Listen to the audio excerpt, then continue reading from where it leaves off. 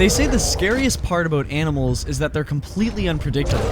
I'd say the exact same thing about game developers. Sometimes I wonder if these people that hate video games and hate any sort of virtual entertainment are behind some of the biggest game projects out there, because some people just want to suck the fun out of anything to get their grubbers on.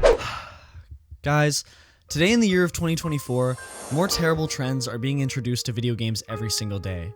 And in this video, I intend to shed light on all of the shit-ass video game trends that I see all the time. Minimaps are super convenient. They save you the time of pausing your game and checking the map to see where you are, because you can just look down on the left side of your screen and see exactly where everything is at all times. The problem is that constantly looking down at your minimap takes your eyes away from the beautiful world in front of you.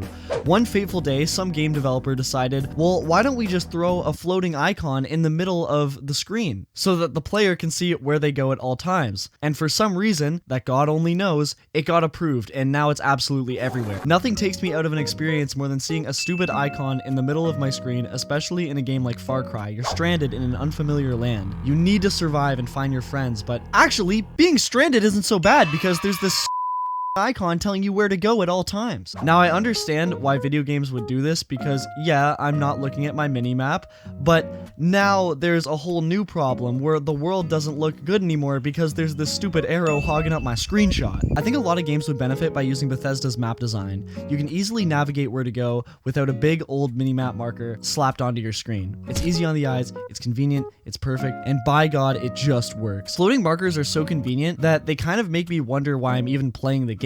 Because not only do they look bad, they also take any sort of exploration challenge away from the player. Something I love in video games is when I have to physically look at a road sign in-game to figure out where I'm going. I wish this was done more, and I think in the future it really should be, because it's an incredible way to immerse the person playing the game. They look bad, they make the world less convincing, and they're a lazy way to fix the minimap problem. Floating markers need to stop. Speaking of open world games, I love open world games. Ever since I was a little kid, I've loved exploring, which is why I gave my mother about 100 heart attacks, because I would always vanish in highly populated areas. But I've always found it just as fun to get lost in a game world, a well-crafted game world, that is. A problem that many open world games face is filling the world with worthwhile content. And even the best open world games suffer the fate of having these annoying collectibles, where you have to run around the map and find 200, 400, 700, whatever, let's say sticks. Now, I will say that a healthy dose of collectibles can be really fun, if there's maybe clever hints to where they are, or if there's unique qualities about some of them,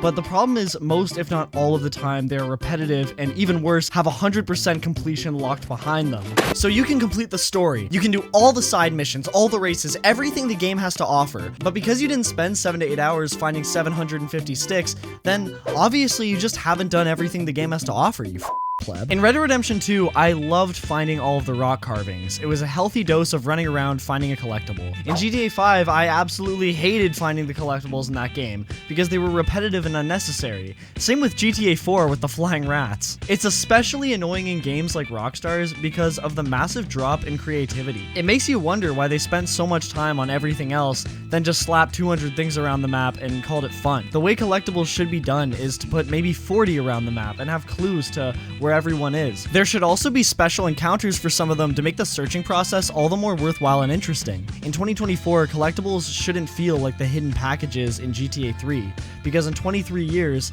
nothing has changed. But you know what has changed? The game industry as a whole, and the way that corporations can monetize anything and everything, including the way you boot up your game. I used to be a patriot for the PC Master Race back when I was 13 years old. That's right, guys, I used to be more intolerable than I am now. But in the year 2024, I can definitely understand gaming on a console, because console gamers don't have to deal with the absolute catastrophe of launchers on modern day computers. If you want to play Cyberpunk, you need the CD Projekt Red launcher. If you want to play Call of Duty or Overwatch, you need the Blizzard launcher. If you want to play GTA, you need the Rockstar launcher. If you want to finally stop the pain, you're going to need a Rocket launcher. Back in 2017 when Fortnite kicked off, a lot of companies saw that as a big opportunity for marketing their game outside of PC's main gaming platform, Steam. Because Steam takes a bit of the developer's money for every game the developer puts on the platform, a lot of companies decided, hey, why not make our own launcher so we make 100% of the profit?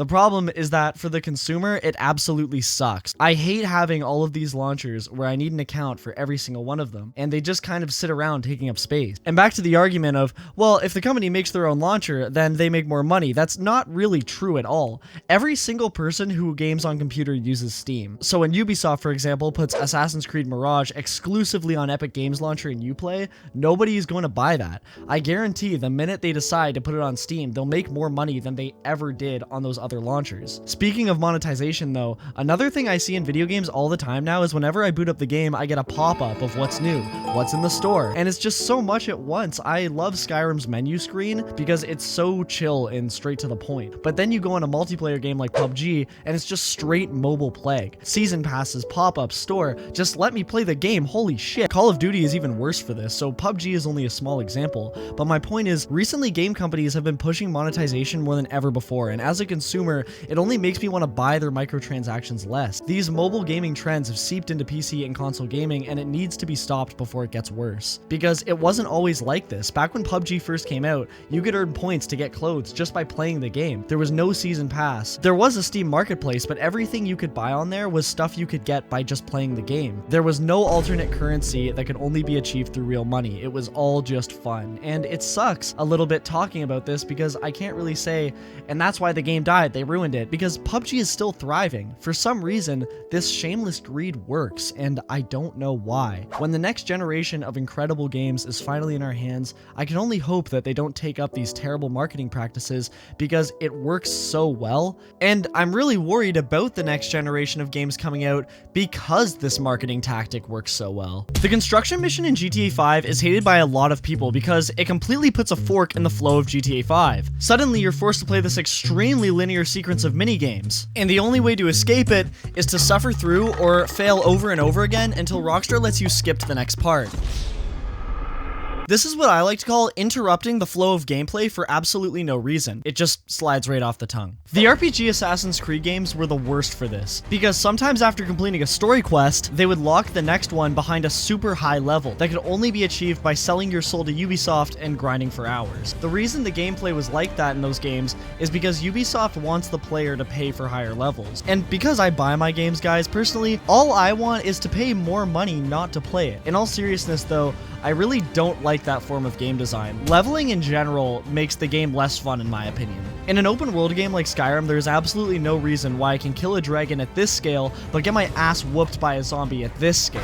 What should actually be done instead of resorting to leveling in an open world action adventure game is having enemies just be faster and smarter in combat, so that instead, the player can strategize how to whoop the enemy's ass instead of just spamming left click and hoping something works. The Souls games do that, and they have leveling systems as well, which shows that it doesn't necessarily have to be one or the other, but bullet sponges are never fun. They're lazy, and I think that level grinding shouldn't be so prominent in modern day AAA games. To bring back what I said at the beginning of the video, I am exhausted by the amount of terrible trends that keep coming back in modern day games, and I feel that there is no place for anything that I said on this list. I just want my games to be fun, man. I just want to boot them up conveniently and quick like I used to. I just want to get immersed in the world without a marker on my screen saying, "Hey, go here!" and 500 collectibles keeping me from enjoying the game just so I can scratch my brain with an achievement, when the only thing I truly achieved was gaining 300 pounds, a neckbeard, and a mysterious sulfuric smell seeping from my front pocket. Now, well, I may have a bit of a mess to clean up because of my soiled pants. This leaves you guys with what are your opinions on my takes in this video? Do you agree with anything on this list?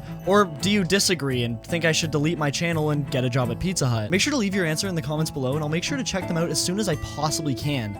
As always, thank you so much for taking time out of your day to watch this video, and make sure to have a good one.